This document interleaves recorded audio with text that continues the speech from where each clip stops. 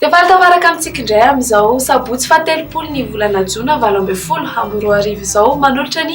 arahaba tompo kilasy tompo vavy asain'ny ampanajana ianao hanaraka ny fandarana hatramin'ny farany dia mbola haly izay malefaka hatrany no mandrafitra ny toetry ny androntsika eto Madagasikara amin'izao fotoana izao raha toa ka mafy kosa fitsokan-drivotra ny aty amin'ny tendrony avaratra no sika aty torak'izany ankiony amin'iny faritry Boeniny jerentsika manaraka izao atry mety toetry ny andro ho an'ny rapitso ny maraina dia somary andraondraoana ny andro ny atia savasy ny amin'iny faritry Analanjorofo iny anao orana tandrifirana kosa ny morotsiraky vadifafito vinany sy atsimo atsinanana fa ifanjimandrahoana sy masoandro ho an'ny faritra sisa ao ariny fisavan'ny andianjavina na zavitany vao maraina ho an'ny faritry ny avoatandray manontolo torak'izany any koa ny aty amin'ny faritry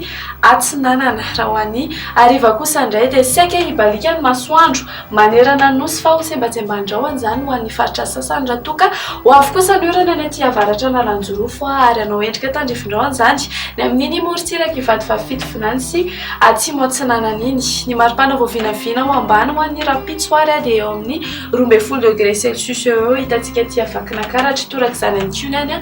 fianaratsosy ho antsika atao Analamanga dia eo amin'ny 12°C eo ny maripana ambany ho an'ny morotsiraka kosa dia manodidina ny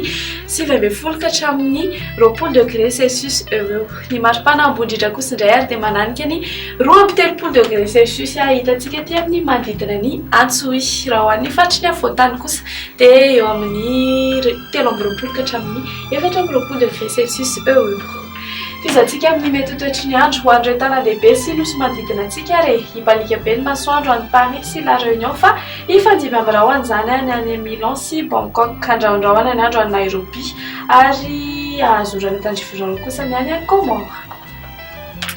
dia zay indray ary ny mamarana ny fotoanantsika ho an'ny androany manome fotoananao ny tenaka ho amin'ny manaraka indray veloma tompoko